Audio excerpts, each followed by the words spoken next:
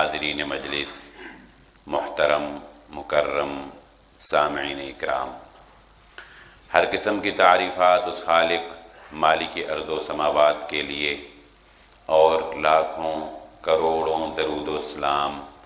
آپ محمد مصطفیٰ صلی اللہ علیہ وآلہ وسلم کی ذات اقدس پر۔ جیسا کہ آپ احباب کے بخوبی علم میں ہے کہ گفتگو کے آغاز سے قبل میں کوشش کرتا ہوں کہ اس کا عنوان، اس کا موضوع جو ہے وہ آپ کے گوش گزار کر دیا جائے، اور آخر میں اس کا خلاصہ بیان کر دیا جائے تاکہ بات جو ہے وہ سمجھنے میں آسانی رہے۔ لیکن آج میں نے اپنی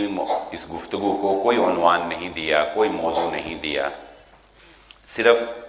یہ 10 احادیث ہیں جو میں نے سلیکٹ کی ہیں۔ یہ 10 احادیث نبی صلی اللہ علیہ وآلہ وسلم کی، جن کی سلیکشن میں نے اس اعتبار سے کی ہے کہ اگر یہ احادیث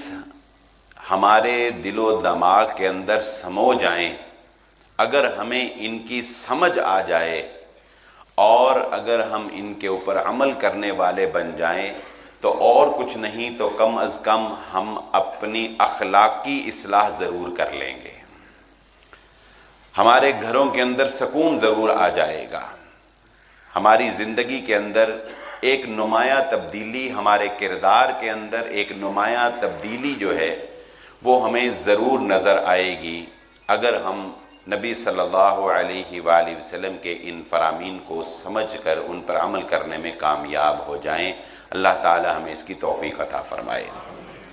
گفتگو کے آغاز سے قبل میں ایک حکایت آپ کے گوش گزار کرنا چاہتا ہوں، وہ اس اعتبار سے کہ حرص اور طمع اور لالچ جس قدر ہمارے اذہان کے اوپر سیاہی ڈال چکا ہے کہ روشنی کی کوئی کرن اب ہمیں نظر نہیں آتی، ہمیں آنسوؤں پہ ترس نہیں آتا، ہمیں سسکتی ہوئی ہچکیوں پر ہمارا دل اب نرم نہیں ہوتا۔ ہماری ہر وقت ایک ہی کوشش اور ایک ہی لگن ہے کہ ہم مال زیادہ سے زیادہ اکٹھا کریں، اس کے لیے چاہے ہمیں کسی کا دامن چاک کرنا پڑے تو ہم کریں گے، کسی کے آنسو بہانا پڑے تو بہائیں گے، کسی کو ذلیل اور رسوا کرنا پڑے تو کریں گے۔ غرض کہ وہ وقت آن پہنچا کہ جس کے بارے میں محمد الرسول اللہ صلی اللہ علیہ وآلہ وسلم نے فرمایا تھا، قیامت قائم ہونے سے پہلے لوگوں کی حالت یہ ہوگی کہ وہ مال کمانے کی فکر کریں گے، حلال اور حرام کی فکر نہیں کریں گے۔ وہ ایک سکہ جو ہے، یہ ایک حکایت ہے مشہور و معروف، مختلف لوگ اس کو آپ نے شاید پہلے بھی سن رکھی ہو، کہ ایک سکہ جو ہے وہ انسان کو سکون نہیں لینے دیتا۔ ایک سکہ، کہا جاتا ہے کہ ایک بادشاہ تھا اور اس کے دربار کے اندر اس کے وزراء اور کام کرنے والے ملازمین کی بے شمار تعداد تھی۔ بادشاہ جو کہ اپنے منصب کے مطابق ہر وقت پریشان ہی رہتے ہیں، کبھی کوئی فکر اور کبھی کوئی فکر، اور اپنی سلطنت کو بچانے کی ہر وقت فکر، اور اس کے ساتھ وزراء بھی یقیناً پریشان ہوتے ہیں۔ لیکن بادشاہ کے دربار کے اندر ایک شخص ایسا تھا جس کو بادشاہ نے ہمیشہ پرسکون دیکھا تھا، اس کے چہرے پر کبھی اداسی کبھی پریشانی کے آثار بادشاہ کو نظر ہی نہیں آئے تھے، وہ ہمیشہ پرسکون اور خوش باش ہی نظر آتا تھا۔ تو ایک دن بادشاہ نے اپنے ایک وزیر کو بلایا اور اس سے کہا، یہ جو فلاں آدمی ہے جو ہمارے دربار کے اندر کام کرتا ہے، یہ ہمیشہ خوش رہتا ہے، میں نے اس کو کبھی پریشان نہیں دیکھا، جس طرح میں پریشان ہوں، تم پریشان ہو، یا ہمارے دیگر کابینہ پریشان ہے، یہ ہمیشہ خوش ہی رہتا ہے۔ تو وزیر نے کہا کہ بادشاہ سلامت، کل آپ اس کو پریشان دیکھیں گے، کل آپ اس کے چہرے کے اوپر پریشانی دیکھیں گے۔ بادشاہ نے کہا ٹھیک ہے۔ اس وزیر نے کیا کیا کہ جب رات کا اندھیرا چھا گیا تو اس نے ایک تھیلی اشرفیوں کی، دینار کی ایک تھیلی لی اور اس کے باہر لکھ دیا 100 دینار، اس کے باہر 100 دینار لکھ دیا اور اس کے اندر 99 دینار ڈال دیے، اور اس تھیلی کو وہ اس آدمی کے گھر کے باہر رکھ کے اس کے دروازے پر دستک دیتا ہے اور خود کسی اوٹ میں چھپ کر دیکھنے لگ جاتا ہے۔ وہ شخص جب دروازہ کھول کے باہر آیا، اس نے اپنے سامنے دائیں بائیں کوئی شخص کو نہیں پایا، لیکن ایک تھیلی فرش پر پڑی ہوئی اس نے دیکھی۔ اس نے اس تھیلی کو اٹھایا، دیکھا تو اس کے اوپر 100 دینار لکھا ہوا تھا۔ وہ اس آرام سے چپکے سے اس تھیلی کو خدائی تحفہ سمجھ کر گھر میں لے گیا۔ کچھ دیر کے بعد وہ شخص پھر باہر آیا اور وہ پریشان حال تھا، جیسے وہ کوئی چیز تلاش کر رہا ہو۔ اس نے دائیں بائیں ہاتھ مار کے بھی ٹٹولا اور گلی میں دور تک دیکھا۔ پھر وہ گھر کے اندر چلا گیا۔ پھر کچھ دیر کے بعد وہ لالٹین لے کر آیا اور اپنی ساری گلی کو وہ دیکھتا رہا اور تلاش کرتا رہا۔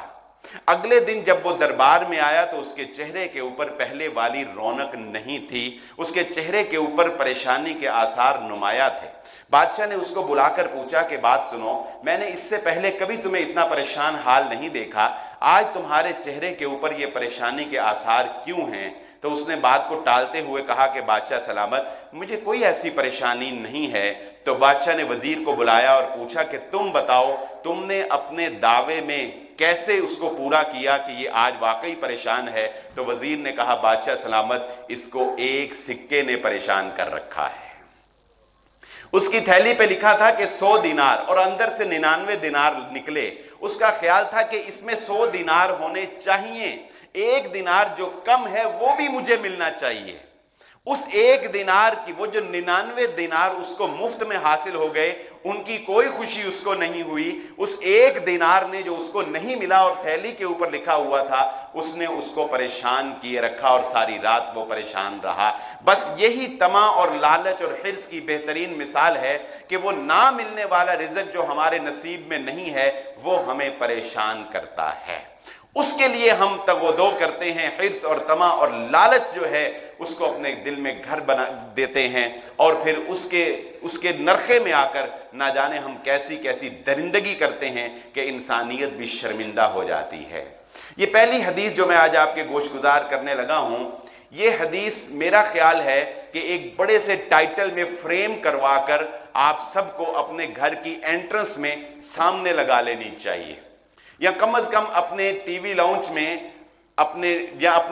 بچوں کے بیڈ روم میں ایک بڑی سی فریم کروا کر لگا دینی چاہیے، کیونکہ اگر یہ حدیث ذہنوں میں تازہ رہے تو زہر ہلاہل جو موبائل ہے جس نے باغ مسلم کے نوجوانوں کو، چمکتے ہوئے پھولوں کو بالکل مرجھا کر رکھ دیا ہے، یہ حدیث میں سمجھتا ہوں اس زہر کا تریاق کرنے میں کامیاب ثابت ہو سکتی ہے۔ رسول اللہ صلی اللہ علیہ وآلہ وسلم نے فرمایا لَأَعْلَمَنَّ أَقْوَامًا مِّنْ أُمَّتِي يَأْتُونَ يَوْمَ الْقِيَامَةِ بِحَسَنَاتٍ أَمْثَالِ جِبَالٍ تِحَامَةَ بَيْضَاءَ فَيَجْعَلُهَا اللَّهُ هَبَاءً مَّنثُورًا۔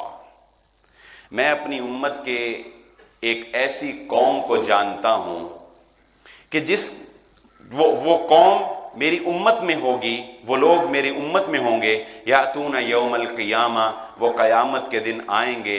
امثال جبال تہامہ۔ تہامہ یہ ایک پہاڑی سلسلہ ہے، ایک پہاڑ نہیں، ایک پہاڑی سلسلہ ہے، سفید پہاڑیوں کا ایک لمبا سلسلہ ہے۔ اللہ کے نبی صلی اللہ علیہ وآلہ وسلم نے مثال دے کر کہا ان کے اعمال اتنے زیادہ ہوں گے جس طرح ایک پہاڑی سلسلہ ہوتا ہے، جس طرح ایک پہاڑی سلسلہ ہوتا ہے ایسے ان کے اعمال ہوں گے، لیکن ان کے اعمال جب اللہ رب العزت کے سامنے پیش کیے جائیں گے فَيَجْعَلُهُ اللَّهُ هَبَاءً مَّنثُورًا، اللہ تعالیٰ ان کو اڑتے ہوئے ریت کے ذرات کی طرح بکھیر کے رکھ دے گا۔ کوئی عمل نہیں، کوئی فائدہ نہیں ہوگا، اتنے بڑے پہاڑ ہباء منصورہ ہو جائیں گے، جس طرح سیلاب کے بعد اوپر جھاگ آ جاتی ہے جس کی کوئی حیثیت نہیں ہوتی، وہ گند ہوتا ہے، ایسے ہی تنکے بنا دیے جائیں گے۔ قال ثوبان یا رسول اللہ صفہم لنا جلہم لنا اللہ نکون منہم۔ حضرت ثوبان جو نبی صلی اللہ علیہ وآلہ وسلم سے یہ روایت بیان کر رہے ہیں، وہ پوچھتے ہیں اے اللہ کے نبی صلی اللہ علیہ وآلہ وسلم ہمیں بیان تو فرما دیجئے کہ وہ لوگ کیسے ہوں گے، وہ لوگ کیسے، صفہم لنا، ہمیں ان کے اوصاف بتائیے، ہمارے اوپر واضح کیجئے کہ وہ لوگ کیسے ہوں گے. کیوں؟ اللہ نکون منہم، کہ کہیں ہم بھی ان جیسے نہ بن جائیں، کہیں ہم بھی ان میں نہ شامل ہو جائیں. وَنَحْنُ لَا نَعْلَمُ، اور ہمیں علم ہی نہ ہو، ہم نادانی اور جہالت کے اندر انہی میں شامل ہو جائیں اور ہم اپنے آپ کو صحیح سمجھتے رہیں. اللہ کے نبی صلی اللہ علیہ وسلم نے فرمایا انہم اخوانکم، وہ تمہارے بھائی ہوں گے. کیا مطلب؟ کہ تمہارے جیسے انسان ہی ہوں گے. وَمِن جِلْدَتِكُمْ، تمہاری جیسی جلدیں ہوں گی ان کی، تمہاری جیسے ہی جسم ہوں گے. وَيَأْخُذُونَ مِنَ اللَّيْلِ كَمَا تَأْخُذُونَ، اور وہ تہجد اسی طرح پڑھیں گے جس طرح تم تہجد پڑھتے ہو. کوئی انوکھے انسان نہیں ہوں گے، کوئی انوکھی نوعیت کی ان کی شکلیں نہیں ہوں گی. اجسام تمہارے جیسے، عبادت تمہاری جیسی، راتوں کو جس طرح تم قیام کرتے ہو وہ بھی کرتے ہیں. وَلَكِنَّهُمْ أَقْوَامٌ، لیکن وہ ایک ایسی قوم ہوگی اِذَا خَلَوْا بِمَحَارِمِ اللَّهِ انْتَهَكُوهَا، لیکن وہ ایک ایسی قوم ہوگی کہ جب وہ تنہائی اختیار کریں گے تو اللہ رب العزت کی حدود کی دھجیاں اڑا کے رکھ دیں. انہیں تنہائی میں اللہ یاد نہیں رہے گا. جب وہ اکیلے بیٹھیں گے تو اللہ کی حدود کو پامال کریں گے. وہ صرف لوگوں کے سامنے دکھاوے کے لیے یا لوگوں کے لیے یا عوام الناس کے اندر اعمال کریں گے. میں کہتا ہوں آج کے نوجوان کو پوچھئے کہ جب وہ تنہائی میں بیٹھتا ہے تو موبائل کے اوپر کیا کچھ دیکھ رہا ہوتا ہے. اور نوجوان ہی نہیں، بڑے بھی اس فتنے کا شکار ہیں. کوئی اس فتنے سے محفوظ نہیں رہ سکا ہے کہ یہ شیطان کا ایسا کاریوار ہے. لیکن ڈر جانا چاہیے ہمیں اللہ رب العزت کی وعید سے، جو رسول اللہ صلی اللہ علیہ وسلم نے بیان فرما دی ہے کہ ہمیں اپنی خلوت، اپنی تنہائی جو ہے اس کو پاکیزہ بنانا ہے. ہمیں خلوت میں بھی اللہ یاد رہے، ہمیں تنہائی میں بھی اللہ یاد رہے. حضرت عبداللہ بن مسعود رضی اللہ تعالیٰ عنہ فرماتے ہیں کہ انسان کے متقی اور پرہیزگار ہونے کی نشانی یہ ہے کہ جب وہ تنہائی میں ہو تو اسے آخرت کی فکر ستانے لگے. جب وہ تنہائی میں ہو تو اسے اللہ یاد آنے لگ جائے. اسی لیے میں نے کہا کہ یہ روایت جو ہے، کیونکہ انسان بھولنہار ہے، بھول جاتا ہے. یہ جمعہ سن کے کچھ گھنٹوں تک بعض کے اثر رہتا ہے، بعض کے 1-2 دن تک اثر رہتا ہے، بعض کے 1 ہفتے تک اثر رہتا ہے، لیکن انسان بھول جاتا ہے. حضرت عمران بن حطان رضی اللہ تعالیٰ عنہ قال لقیت ابا ذر فوجدته فی المسجد، وہ کہتے ہیں کہ میں حضرت ابو ذر رضی اللہ تعالیٰ عنہ سے ملا اور میں نے ان کو مسجد میں پایا اور وہ اکیلے وہاں پر بیٹھے ہوئے تھے. فقال یا ابا ذر ما هذه الوحدہ، میں نے پوچھا ابو ذر اکیلے کیوں بیٹھے ہو، مسجد میں اکیلے کیوں بیٹھے ہو؟ قال سمعت رسول اللہ صلی اللہ علیہ وآلہ وسلم، فرمانے لگے حضرت ابو ذر رضی اللہ تعالیٰ عنہ میں اکیلا اس لیے بیٹھا ہوں کہ میں نے نبی صلی اللہ علیہ وآلہ وسلم سے سنا ہے الوحدۃ خیر من جلیس السوء. یہ صحابہ کا دور ہے، عظیم لوگوں کا دور ہے. اور آج جب ہم اپنے ارد گرد ہر طرف فتنے ہی فتنے دیکھ رہے ہیں، اپنے ہر طرف جو ہے وہ گمراہی اور گمراہی ہی دیکھ رہے ہیں، جب ہمیں کوئی نیک صحبت والا شخص ملنا مشکل ہو گیا ہے، آج کے اس دور میں تو ان الفاظ کو سنہری حروف سے لکھنا چاہیے. کہنے لگے کہ میں نے نبی صلی اللہ علیہ وآلہ وسلم سے سنا اکیلے بیٹھنا بہتر ہے بنسبت انسان اس کے کہ انسان برے آدمیوں اور برے دوستوں کے اندر بیٹھے. برے دوستوں کے اندر بیٹھنا سے بہتر ہے کہ انسان اکیلا بیٹھے. والجلیس الصالح خیر من الوحدہ، اور اکیلے بیٹھنے سے بہتر ہے کہ انسان کسی نیک انسان کے ساتھ جا کر بیٹھے. پھر فرمایا وَإِمْلَأُ الْخَيْرِ خَيْرٌ مِّنَ السُّكُوتِ، نیکی کی بات کرنا بہتر ہے اس بات سے کہ انسان خاموشی اختیار کرے. پھر فرمایا وَالسُّكُوتُ خَيْرٌ مِّنْ إِمْلَاءِ الشَّرِّ، اور خاموشی اختیار کرنا بہتر ہے اس بات سے کہ انسان کوئی برائی کی بات اپنی زبان سے نکالے۔ اب ذرا اندازہ کیجئے زندگی گزارنے کا کیسا بہترین اصول اس حدیث کے اندر، جو اپنے معنی اور مفہوم کے اعتبار سے شرعی احکامات کے بالکل عین مطابق ہے۔ کتنی پیاری بات ہمیں سمجھا دی کہ فرمایا رسول اللہ صلی اللہ علیہ وسلم کی تعلیمات کیا ہیں کہ برے لوگوں کی صحبت اختیار نہ کرو، برے لوگوں کے ساتھ، برے دوستوں کے ساتھ جو تمہیں ہر وقت برائی کی تعلیم دیں، جو تمہارے ساتھ ہر وقت خرافات کی باتیں کریں، بہتر ہے کہ تم اکیلے بیٹھ جایا کرو۔ ہاں لیکن اکیلے بیٹھنے سے بھی بہتر یہ ہے کہ تمہیں کسی نیک انسان کی صحبت اختیار کرنی چاہیے، جو جسے دیکھ کر تمہیں اللہ یاد آ جائے، جو تمہیں آخرت کی باتیں بتائے، جو تمہیں دین کی باتیں بتائے، جو تمہارے اخلاق کو سنوار دے، جو تمہاری تربیت کرتے۔ اور پھر آگے یہی بات بیان فرمائی کہ زبان کے حوالے سے کہ انسان کو اچھی بات کی تعلیم دینی چاہیے، خاموش رہنے سے اچھی بات کرنا بہتر ہے۔ لیکن اگر اچھی بات نہیں کر سکتا تو پھر بری بات کرنے سے بہتر ہے کہ انسان اپنی زبان کو لگام لگا کے رکھے، تالا لگا کے رکھے۔ حضرت انس رضی اللہ تعالیٰ عنہ فرماتے ہیں، رسول اللہ صلی اللہ علیہ وآلہ وسلم سے روایت ہے، فرمایا یا ابا ذر الا ادلک علی خصلتین ہما اخف علی الظہر واثقل فی المیزان، اے ابو ذر میں تجھے دو باتیں بتاتا ہوں جن پر عمل کرنا انتہائی آسان ہے اور قیامت کے روز ترازو کے اندر ان کا وزن سب سے زیادہ ہوگا۔ فرماتے ہیں ابو ذر، میں نے کہا بھلا کیوں نہیں اللہ کے نبی صلی اللہ علیہ وسلم؟ فرمایا طول الصمت وحسن الخلق، ان دو باتوں کے اوپر عمل کر لے، اللہ رب العزت کے ہاں میزان میں تیری نیکیوں میں اضافہ ہو جائے گا۔ اور وہ کیا کہ خاموشی اختیار کرنا، اچھی بات کرنی ہے تو کرو، وگرنہ خاموش رہنا اور اپنے اخلاق کو سنوار لینا، اپنے اخلاق کو بہتر بنا لینا۔ حضرت عبد الرحمن بن غنم رضی اللہ تعالیٰ عنہ فرماتے ہیں، رسول اللہ صلی اللہ علیہ وآلہ وسلم نے فرمایا خیار عباد اللہ الذین اذا رؤوا ذکر اللہ، اللہ تعالیٰ کے پسندیدہ لوگ جانتے ہیں کون ہیں؟ خیار عباد اللہ، اللہ تعالیٰ کے پسندیدہ لوگ کون ہیں؟ اذا رؤوا ذکر اللہ، جب کوئی شخص ان کو دیکھے نا تو اسے اللہ یاد آ جائے۔ جب کوئی اسے دیکھے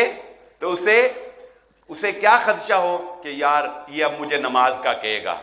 یار یہ اب مجھے نا کوئی نیکی کی بات بتائے گا، یہ اب مجھے کوئی آخرت کی بات جسے دیکھ کر انسان کے اندر اللہ کا رجحان پیدا ہو جائے، وہ سمجھ لو کہ وہ بندہ اللہ رب العزت کا پسندیدہ بندہ ہے۔ وَشِرَارُ عِبَادِ اللَّهِ، اور اللہ تعالیٰ کے ناپسندیدہ ترین بندہ کون سا ہے؟ وہ بندہ جو اللہ تعالیٰ کو سخت ناپسندیدہ ہے۔ فرمایا المشاؤون بالنمیمہ، جو چغلیاں کرنے والا ہے، جو چغلی کرنے والا ہے۔ المفرقون بین الاحبہ، دو محبت کرنے والوں کے درمیان جو شخص جدائی ڈلوا دیتا ہے اللہ رب العزت کے ہاں وہ سخت ناپسندیدہ انسان ہے۔ دو دوستوں کے درمیان لڑائی ڈلوا دیتا ہے، میاں بیوی ایک دوسرے سے محبت کرتے ہیں ان میں جدائی کروا دیتا ہے، ماں اور اولاد میں جدائی کروا دیتا ہے، غرض کے کسی بھی لحاظ سے جو انسان دو محبت کرنے والے ساتھیوں کے درمیان، بھائیوں دوستوں کے درمیان جدائی ڈلوانے کا کام کرتا ہے، اللہ رب العزت کے ہاں وہ سب سے ناپسندیدہ بندہ ہے۔ اور الباغون البراء العنتا، یہ بڑی اہم بات ہے، اور اللہ رب العزت کا ناپسندیدہ ترین بندہ وہ ہے جو یہ کوشش کرتا ہے کہ میں کسی بھلے مانس انسان کو، کسی نیک انسان کو کسی گناہ کے اندر مبتلا کر دوں۔ یہ بھی ایک شیطانی فطرت ہوتی ہے، یہ بھی ایک شیطانی فطرت ہوتی ہے کہ جو انسان خود گناہ میں ملوث ہوتا ہے دوسروں کو اس میں شامل کرنے کی کوشش کرتا ہے، دوسروں کو اپنا حصہ دار بنانے کی کوشش کرتا ہے، دوسروں کو اپنا شاگرد بنانے کی کوشش کرتا ہے۔ یہ ابلیس کی صفت ہے کہ جب وہ خود دربار سے راندا گیا اور ذلیل و خوار ہو گیا اور جہنم کا ایندھن بن گیا اور اسے پتہ چل گیا کہ میں اللہ رب العزت کی نظروں سے ہمیشہ کے لیے گھر گیا ہوں، تو اس نے قسم اٹھائی کہ میں جہنم میں اکیلا نہیں جاؤں گا، اپنے ساتھ ایک فوج لے کر جاؤں گا۔ تو فرمایا اللہ رب العزت کے ناپسندیدہ لوگوں میں سے وہ ہوگا جو اس کوشش میں رہتا ہے کہ کسی معصوم انسان، کسی بھولے انسان کو کسی گناہ کے اندر مبتلا کرتے ہیں۔ حضرت ابو ہریرہ رضی اللہ تعالیٰ عنہ فرماتے ہیں رسول اللہ صلی اللہ علیہ وآلہ وسلم نے فرمایا تجدون شر الناس یوم القیامت ذی الوجہین، تم پاؤ گے لوگوں میں سے بدترین لوگ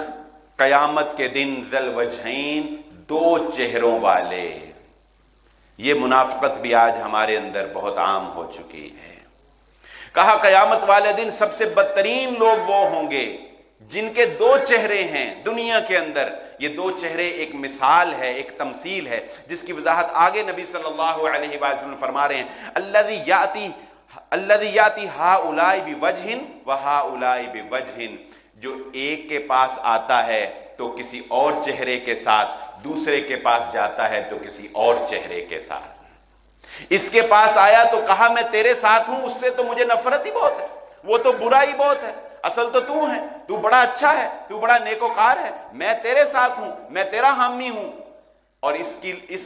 کے منہ پر اس کی تعریفیں اور دوسروں کی بد تعریفیاں، اور جب دوسرے کی طرف گئے تو کہا تو بڑا اچھا ہے، میں تو تیرے ساتھ ہوں، میں تو تیرا خیر خواہ ہوں، اور دوسرا تو ہے ہی برا ہے۔ یہ منافقت جو منافقین نے، عبداللہ بن ابی نے مدینہ میں رچا رکھی تھی کہ جب کفار سے ملتے تھے تو کہتے تھے کہ ہم تمہارے ساتھ ہیں، اور جب مومنوں سے ملتے تھے تو کہتے تھے کہ ہم تمہارے ساتھ ہیں۔ رسول اللہ صلی اللہ علیہ وآلہ وسلم کے اس فرمان کے مطابق، اور یہ روایت بھی رواہ البخاری والمسلم، یہ صحیح بخاری اور صحیح مسلم کی روایت ہے، فرمایا قیامت والے دن بدترین لوگ وہ ہوں گے جو دو چہرے استعمال کرتے ہیں۔ یہی کافی نہیں ہے، آگے فرمایا حضرت سفیان روایت کرتے ہیں سمعت رسول اللہ صلی اللہ علیہ وآلہ وسلم کابرت خیانتا ان تحدث اخاک حدیثا هو لك به مصدق وانت له به کاذب۔ یہ حدیث وہ ہیں جن کو سنتے جائیے اور اپنا تجزیہ کرتے جائیے اور اپنی اخلاقی اصلاح کرتے جائیے اور دیکھتے جائیے کہ ہم اپنے روزمرہ کے معمولات میں کیا کر رہے ہیں۔ فرمایا رسول اللہ صلی اللہ علیہ وآلہ وسلم نے کابرت خیانتاً، سب سے بڑی خیانت یہ ہے، سب سے بڑی بددیانتی یہ ہے کہ تم اپنے بھائی سے وہ بات کرے، اپنے بھائی سے وہ بات کہے، ہوا لک بہ مصدق، وہ یہ سمجھ رہا ہو کہ میرا بھائی مجھ سے سچ بول رہا ہے، وہ یہ سمجھ رہا ہو کہ میرا بھائی مجھ سے سچ بول رہا ہے، وَأَنْتَ لَهُ بِهِ كَاذِبٌ، حالانکہ تو اس کے ساتھ جھوٹ بول رہا ہو۔ کتنے لوگ ہیں ہم ان کو کہتے ہیں نہیں ہے میرے پاس پیسے، حالانکہ پیسے موجود ہوتے ہیں، لیکن ہم ان کو کہتے ہیں نہیں ہے میرے پاس پیسے، ہم ان کو پیسے نہیں دیتے، ہم حقدار کو حق نہیں دیتے، جھوٹ بولتے ہیں، جھوٹ بول کر کہہ دیتے ہیں کہ وہ گھر میں نہیں ہے، حالانکہ وہ گھر میں ہوتا ہے۔ موبائل پر ہم جھوٹ بول کر کہتے ہیں میں اس وقت اپنے شہر میں نہیں ہوں، حالانکہ میں اپنے شہر میں ہوتا ہوں۔ سننے والے کو یہ پتا ہوتا ہے کہ میرا یہ بھائی میرا اتنا قریبی ہے، میرا اتنا قریبی دوست ہے، یہ میرے ساتھ جھوٹ نہیں بول سکتا۔ ہم دھوکہ دیتے ہیں کہ یہ پلاٹ میں تمہیں فروخت کرنے لگا ہوں، حالانکہ وہ پلاٹ اس سے پہلے بھی وہ فروخت کر چکا ہوتا ہے۔ کتنے ایسے جھوٹ ہیں روزمرہ کی زندگی کے اندر جو ہم بولتے ہیں، ہمارے بھائی سمجھ رہے ہوتے ہیں ہم سچ بول رہے ہیں، حالانکہ ہم جھوٹ بول رہے ہوتے ہیں۔ زندگیوں میں برکت نہیں آ سکتی، زندگیوں میں سکون نہیں آ سکتا جب تک ہم ان باتوں میں جو آج ہم سن رہے ہیں اپنی اخلاقی اصلاح نہیں کر لیتے۔ رسول اللہ صلی اللہ علیہ وآلہ وسلم نے ارشاد فرمایا، صلی رسول اللہ صلی اللہ علیہ وسلم صلاۃ الصبح، صبح کی نماز نبی صلی اللہ علیہ وسلم نے ادا کی، فلما انصرف قام قائما، تو آپ نماز سے جب پلٹے تو کھڑے ہوئے، فرمایا عدلت شہادت الزور بالاشراک باللہ، بڑی سخت بات۔ اور رسول اللہ صلی اللہ علیہ وسلم نے آیت پڑھی فاجتنبوا الرجس من الاوثان واجتنبوا قول الزور، اس آیت کو دلیل بنا کر، جس کا ترجمہ یہ ہے کہ اللہ رب العزت فرماتے ہیں فَاجْتَنِبُوا الرِّجْسَ مِنَ الْأَوْثَانِ، بتوں کی گندگی سے بچ جاؤ، وَاجْتَنِبُوا قَوْلَ الزُّورِ، اور جھوٹی بات کہنے سے بچ جاؤ۔ یہ آیت پڑھی رسول اللہ صلی اللہ علیہ وسلم نے، اور رسول اللہ صلی اللہ علیہ وسلم نے فرمایا کہ جھوٹی گواہی دینا اللہ رب العزت کے ہاں اس آیت کے حوالے شرک کرنے کے برابر ہے۔ شرک وہ ناقابل معافی گناہ ہے کہ مشرک آدمی کبھی خیر نہیں پا سکتا، اور قیامت والے دن بھی اس کی بخشش کا قانون بنا دیا گیا کہ بخشش نہیں ہے۔ لیکن آج ہماری عدالتوں کے اندر جھوٹی گواہیاں چل رہی ہیں، آج ہمارے جھگڑوں میں ہم جھوٹی گواہیاں دے کر اپنے آپ کو سچا کر رہے ہیں۔ ہمارے اوپر خیر کیسے نازل ہو سکتی ہے؟ جھوٹی گواہی کو رسول اللہ صلی اللہ علیہ وسلم نے شرک کرنے کے برابر قرار دیا ہے۔ عن ابی امامہ قال قال رسول اللہ صلی اللہ علیہ وسلم من اقتطع حق امرئ مسلم بیمینہ، نبی صلی اللہ علیہ وسلم نے فرمایا جس نے اپنے مسلمان بھائی کا حق جھوٹی قسم کھا کر مار لیا، کیونکہ ہم جانتے ہیں مدعی جب دعویٰ کرتا ہے اگر وہ ثبوت پیش نہیں کر سکتا بیچارہ، مدعا علیہ پر قسم ہو جاتی ہے، مدعا علیہ قسم کھا لے تو فیصلہ اس کے حق میں ہو جائے گا، کیونکہ اس کے علاوہ کوئی چارہ نہیں ہے۔ یہ اسلام کا قانون بھی ہے، اور میرا خیال ہے کہ ہماری عدالتی قانون میں بھی یہی حل ہے، اس کے علاوہ کوئی چارہ نہیں ہے۔ لیکن رسول اللہ صلی اللہ علیہ وسلم فرماتے ہیں مسلمانوں یاد رکھنا، اگر جھوٹی قسم کھا کر اپنے بھائی کے مال پر قبضہ کر لیا، اگر جھوٹی قسم کھا کر اپنے حق میں فیصلہ کروا لیا، فقد اوجب اللہ لہ النار وحرم علیہ الجنہ، اللہ ایسے شخص پر آگ کو ہمیشہ ہمیشہ کے لیے پکا کر دیتا ہے، جنت کو ہمیشہ کے لیے حرام کر دیتا ہے۔ اللہ تعالی ہم سب کو محفوظ فرمائے۔ اور اگلی بات اس سے بھی فرمایا فقال له رجل وان كان شيئا يسيرا یا رسول اللہ، ایک معصوم سے صحابی کہنے لگے اللہ کے نبی صلی اللہ علیہ وسلم اگرچہ وہ کوئی معمولی سی چیز ہی کیوں نہ ہو، کہ کبھی کوئی معمولی سی چیز کے لیے انسان کوئی قسم شسم کھا کے اس کو اپنے حق میں کر سکتا ہے، فرمایا وَإِن قَذِيبًا مِّنْ أَرَاكِ، اگرچہ وہ جڑی بوٹیاں جو خود رو جڑی بوٹیاں ہوتی ہیں نا جو خود بخود درخت اگ جاتے ہیں، جیسے پیلو کا درخت ہے، رسول اللہ صلی اللہ علیہ وسلم نے فرمایا اگر کوئی خود رو درخت کی ایک ٹہنی بھی ہو تو وہ بھی اگر جھوٹی قسم کھا کے اپنے حق میں کی ہو تو اس پر بھی یہی وعید لاگو ہونے والی ہے۔ عن زید بن ارقم ان رسول اللہ صلی اللہ علیہ وسلم من وعد رجلا فلم یات احدهما الى وقت الصلاة وذهب الذي جاء ليصلي فلا اثم عليه۔ یہ روایت میں نے اس لیے شامل کی ہے کہ پچھلی تو ڈرا دیا آپ کو بہت زیادہ جو حقیقت ہے، تو میں نے کہا کہ تھوڑی سی اس میں ریلیکسیشن بھی آپ کو بتا دوں کہ ریلیکسیشن کیا ہے۔ ریلیکسیشن جو ہمارے روزمرہ کے معاملات میں جھوٹ، وعدہ خلافی، بد دیانتی کی اخیر ہوئی پڑی ہے، اس میں ریلیکسیشن صرف ایک امید کی ایک کرن ہے، وہ یہ روایت ہے۔ اور وہ کیا ہے؟ اس روایت سے یہ بات سمجھ آتی ہے کہ اگر انسان کی نیت اچھی ہو، اگر انسان کی نیت بری نہ ہو، نیت اچھی ہو اور وہ واقعتاً مجبور ہو، اور وہ واقعتاً مجبور ہو تو انشاءاللہ اللہ رب العزت کے ہاں اس کی خلاصی ہو جائے گی۔ لیکن اگر نیت بری ہے، ارادتاً کام کر رہا ہے، پری پلان کر رہا ہے، تو پھر خلاصی کی کوئی امید سے نہیں رکھنی چاہیے۔ فرمایا رسول اللہ صلی اللہ علیہ وسلم نے من وعد رجلا، جس نے کسی آدمی سے کوئی وعدہ کیا، فلا یأتی احدہما الی وقت الصلاۃ وذهب الذی جاء لیصلی، تو اس نے اس سے وعدہ کیا کہ میں تم سے 4 بجے ملاقات کروں گا، میں تم سے 4 بجے ملاقات کروں گا۔ اب نزاکت کو سمجھیے، ہمارے ہاں وقت کی کوئی اہمیت ہی نہیں، ہم 4 بجے کا کہہ کے 5 بجے 6 بجے آتے ہیں، پتہ ہی نہیں ہے، نہ اگلے کی ٹائم کا ہمیں کوئی اندازہ ہے، اور ہمارا تو حال ہی ایسا ہے۔ فرمایا کہ اگر کسی نے کسی سے وعدہ کیا کہ میں تمہیں فلاں وقت جو ہے وہ ملاقات کروں گا، لیکن فلاں وقت اس سے ملاقات کرنے کا جو طے تھا اسی وقت جو ہے وہ نماز کا وقت ہو گیا، اسی وقت جو ہے نماز کا وقت ہو گیا۔ اب اگر وہ شخص اس سے ملاقات میں تاخیر کر دیتا ہے نماز پڑھنے کی وجہ سے، تو رسول اللہ صلی اللہ علیہ وسلم نے فرمایا فلا اثم علیہ، اس پر کوئی گناہ نہیں ہے۔ اب بات سمجھیں، اس سے وعدہ کیا تھا ملاقات کا، لیکن اس سے بھی ایک اہم کام آ گیا، وہ تھی نماز۔ مجبوری آن پڑی نا کہ نماز تو پڑھنی، اس سے بھی اہم کام آ گیا نماز۔ اب اگر نماز پڑھ لی اور اس سے وعدے میں وقت متعین پر نہیں پہنچ سکا، تھوڑی سی تاخیر ہو گئی، تو یہ قابل معافی ہے۔ اس سے پتہ دونوں باتوں کا چلتا ہے، ایک تو اس بات کا پتہ چلتا ہے کہ جب کسی سے کسی چیز کا وعدہ کیا جائے تو اس وعدے کی مکمل پاسداری کی جائے، لیکن اگر اس سے اہم کام کوئی آ گیا جو اس سے زیادہ ضروری تھا، انسان مجبور ہو گیا، انسان آج کل تو خیر اطلاع دینا بہت آسان ہے، اس وقت اطلاع کا کوئی ایسا نظام نہیں تھا، تو انسان اس میں انشاءاللہ اللہ رب العزت کے ہاں قابل معافی قرار پائے گا اگر وہ مجبور ہے تو۔ ایسے ہی اس کو آپ اپنی زندگی کے کسی بھی معاملے پہ اپلائی کر سکتے ہیں، اپنی زندگی کے کسی بھی معاملے پر اپلائی کر سکتے ہیں۔ آپ نے کسی سے وعدہ کیا تھا کہ میں تمہیں فلاں چیز دوں گا،